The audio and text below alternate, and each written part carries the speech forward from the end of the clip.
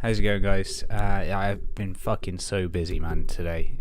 Just 100 miles an hour against scalping and all sorts of shit videos, and it's been crazy. I've not had a single second to play World of Warcraft, which is a huge shame. But I'm going to put that right as soon as we're done here. So let's talk first about levels. So I kind of gave an overview in the FTX Alts channel, where basically if you missed it, I was just saying, just to make you aware, I'm looking for signals for longer term entries as we're in the areas that I was considering from a higher time frame perspective. All of these, right, and there's more, all of these are at higher time frame level and all could form 4-hour bullish divergences. I'll be watching the next hourly and then looking to position if the conditions hold the divergences. So let's take a look at that list and let's see where we are. And let's start with ADA, because ADA gives a good overview of what we're looking at. Okay, so this has been the swing long sweet spot that I've been looking at. We've got two levels in here for ADA. Number one is the top of this range here that was held as resistance and the big breakthrough here. And the second one is this little sweet spot down here. So this is what I was looking at in terms of trying to get long. Now, what am I aware of? Well, I'm aware that the weekly is now tapping into this, which is obviously a huge potential opportunity on a higher time frame perspective and a swing perspective. I'm aware that the RSI on the weekly is around the 48, so pretty much let's call it reset. We could see this tick up if the weekly closes higher. We don't know what it's going to look like yet, but we know it's come back down to the 50 level. So what we're doing is I'm looking at the 4-hour. And the 4-hour is particularly important here because I think the 4-hour strength in divergence plays still holds true. So ADA has bounced a couple of times on 4-hour divergences. It hasn't been super strong on the way down, but that's because we've had more of the sell-off that's obviously come to fruition since. But what I'm looking at, and this play and this thought process goes for all divergences, okay? What we have down here at these lows is obviously the creation of this low here at 9438, and then the second low down here at 8, let's call it 8800, right? That's the second low. And we can clearly see a nice difference between the peaks. So two clean peaks on RSI. Now, that's like 50% of the job. Right, that's not a divergence that I can play with right now. That's like 50% of the work done. It's setting up, but it's not yet confirmed. So like we could see when price did this over here, very similar region of RSI, very similar div here and here, okay? And we can see that we've got 4, 8, 12, 16, 24, 4, 8, 12, 16, 20. We've got like 20 hours here, where price can just consolidate and move around and confirm the divergence before it actually does anything meaningful to the upside. So what I'm looking for here is a confirmation of the divergences. Now the confirmation is on, 2 or 3 candles that hold in this region. So we get that fixed base on this and we start to see some sort of rally away like this.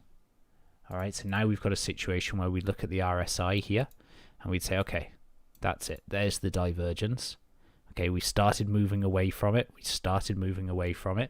Now is a good opportunity to think about positioning. So I'm thinking about this on the 4-hour perspective, right? Because we're on the 4-hour here. But I'm considering it as a higher time frame opportunity. So you guys will know from every time that I speak, I always say that these boxes, these zones that I draw with a box are to give me an idea of the price action area that I expect a response in. And this is exactly the working solution for it. So I'm aware now that this green box is where ADA should bounce, somewhere here. Right? I'm not too tight on it. There's like, an 8% difference in this box. But I know it should be somewhere around here. So what I'm looking for now is those lower time frame confirmations, those lower time frame signs of strength to give me a 4-hour divergence into this weekly area that I consider significant. And this, when it confirms, is grounds enough for me to begin building a long position on. So I've got to wait because I need this to be locked in. I can't preemptively jump in now because this divergence here could easily just tick back down. If we get another big sell-off on BTC, then this can easily just tick back down and just invalidate this play. So we have to wait for confirmation of strength. Taking a look at another one. Let's take a look at XRP. Very similar spot here. Okay, we can see the divergence on RSI through this bottom region here, through this last leg down. Red box here is an important weekly zone. And again, we're not being too sort of fussy in terms of where the area is. You know, it could be here. It could even be this region here. You know, we're not being too fussy. We just know that this red box roughly contains an area that we would look for a higher time frame bounce. RSI back down towards the 50 level here, nice and reset.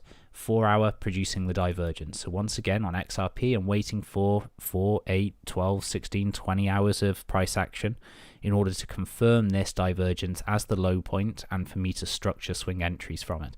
So when I'm talking about no rush, it's because we can't rush in situations like this. Like, just look at what's happening in price action. Like, how can you rush this? Right, you just can't. You can't jump into longs unnecessarily. So we need solid confirmation that this is going to diverge. And that's what we're waiting for now. We can take a look at ETH. ETH is one of the majors that has not produced a divergence down here. So that is a slight concern. Sort of wider picture-wise, I'm a bit concerned that ETH hasn't yet made a divergence. It's not a particularly promising sign. BTC, on the other hand, is making a divergence. So once again, BTC, weekly time frame, we know this is an important level marked in green. Somewhere here for a bounce would be great. Holding 10K, fantastic. Somewhere in here for a bounce would be good. 4 hour, need to wait for that confirmation, especially with what we've been seeing. Okay, we can't just dive into this, but we've got the 4 hour divergence. We're at an important weekly support level in here. Okay, weekly support here. And now we need to see that strength to hold this region. You know, it can still dip down, but we need this divergence to hold, and then we will be comfortable to enter into a long position with more of a higher time frame focus. And lastly, let's take a look at Link.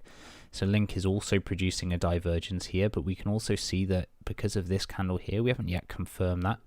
Link's still struggling around this point. Okay, still struggling to get a hold of this level and keep hold of it.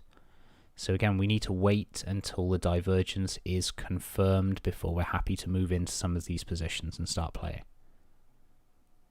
All right, so I hope that explains the thought process. It's really a matter of patience and confirmation. That's the best way to describe it. So we're waiting for confirmation of levels being hit and supported. And these divergences, we have to wait until we're in a position where they are holding.